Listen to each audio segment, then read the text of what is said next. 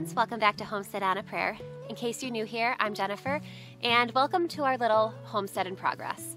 You know, at the end of the year, I think it's a good time to look back and kind of take stock of how our year was, take stock of how far we've come and the progress we've made. So this video is really going to be looking back, kind of recapping 2023. So 2023 was actually a big year for a little homestead in progress.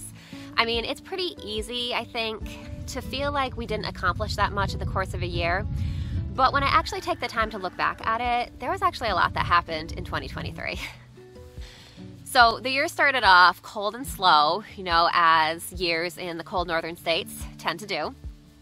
I spent the winter planning the next garden season and also ordering some new chicks that would arrive in the spring. In early March, we welcomed a new member into our family.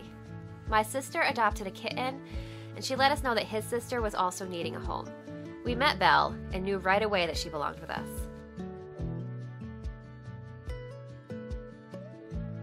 When she first came to live with us, she had a hernia that needed to be repaired. The vet was able to fix it at the same time that she was fixed, so she's completely healthy now.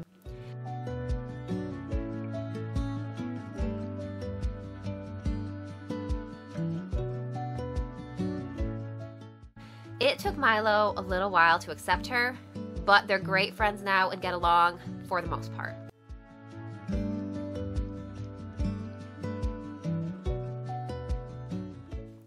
Spring finally came to Connecticut, and with it came the start of gardening season.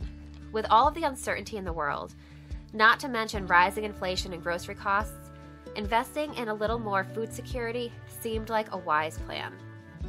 We decided to take an underused portion of our yard and turn it into a new garden area. This also gave me the chance to learn from some mistakes that I made in our original main garden area and to design our new garden using what I'd learned. I took the no-dig gardening bed that I'd started last year and I expanded it. That became our new asparagus bed.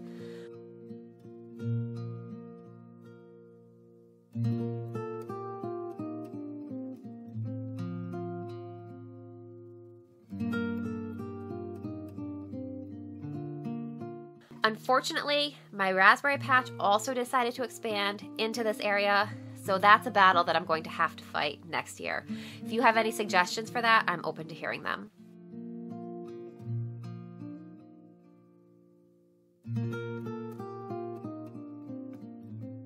Over the course of several weeks to a month or two, I prepared our new garden area. I installed 4 8-foot by 4-foot raised beds, and I ran landscape fabric between them to hopefully make this garden a little bit lower maintenance. I was left with an awkward corner, and I wasn't really sure how to tackle it. Eventually, I decided to add a 5th smaller bed in that area.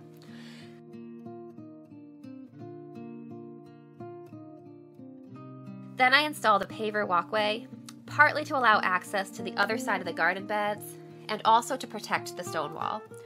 I planted a variety of herbs along this path.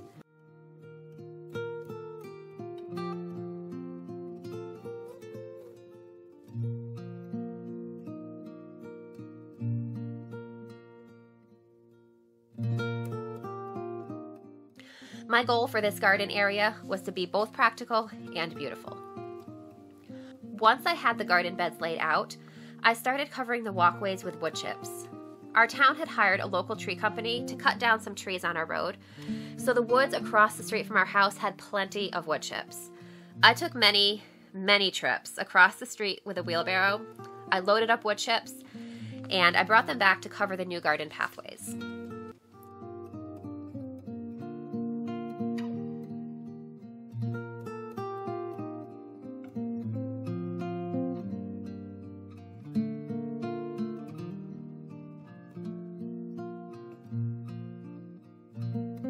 The final step in our new garden design was to add some cattle panel trellises. We were able to pick up cattle panels from our local feed store. We don't have a truck, which made it a little bit challenging, but we managed to pick them up with my little SUV.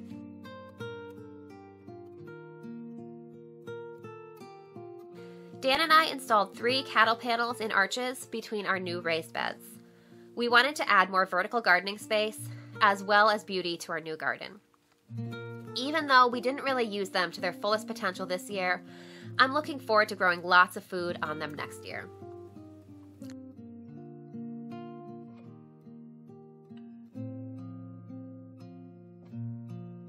One of my goals for the last few years has been to increase the amount of perennial fruit that we grow. So this year we added 2 new apple trees. I don't know a lot about caring for fruit trees, so that will be one of my goals for the coming year. These trees came already pruned, but I'm going to have to learn about how to properly prune them for the future. That's another thing. If you have any tips about that or any resources to share, I'd love to hear from you about that too. I also planted a permaculture guild around the base of this apple tree. I plan to do a more in-depth video on this in the spring. I didn't get around to planting the second permaculture guild before frost came, so that's going to be another goal for next year. In addition to the apple trees, we also expanded our fruit supply by adding strawberries to a raised bed in our new garden. I plan to use runners from this strawberry bed to fill the second smaller raised bed with strawberries as well. In the future, I'd like to expand our fruit growing efforts more, but I'm happy with what we were able to accomplish this year.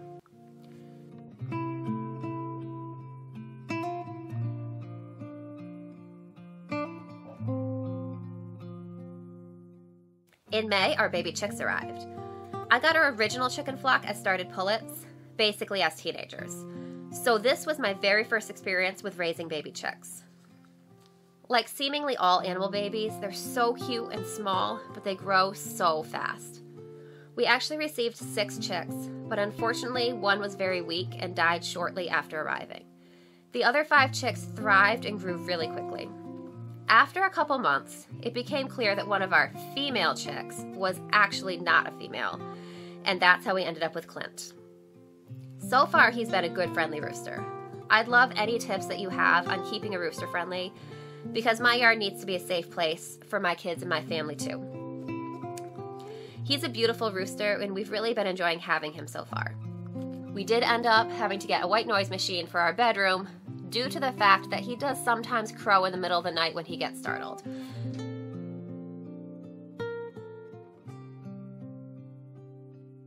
Dan built an extension on our chicken run so that we were able to introduce our new chickens to the other hens gradually.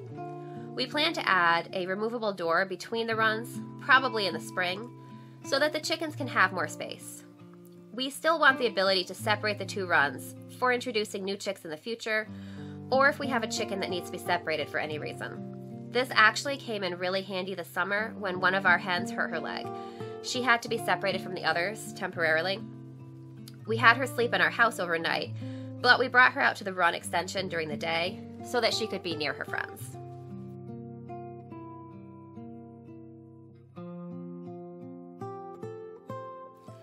At the end of June, I broke my toe, which unfortunately set back some of the gardening plans I had for the summer. It wasn't great timing, but it ended up healing well. The rest of the garden year was filled with harvesting, food preservation, and collecting seeds.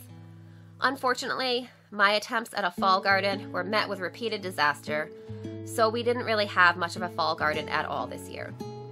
The great thing about the garden cycle, though, is that there's always next year. We plan to enjoy this season of rest and coziness. Even though I'm resting, though, it doesn't mean I won't be planning the garden for next year.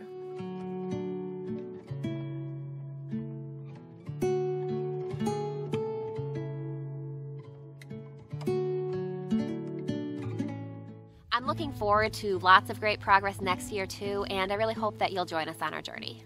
So thank you so much for joining me today as we recapped the 2023 garden and homestead progress.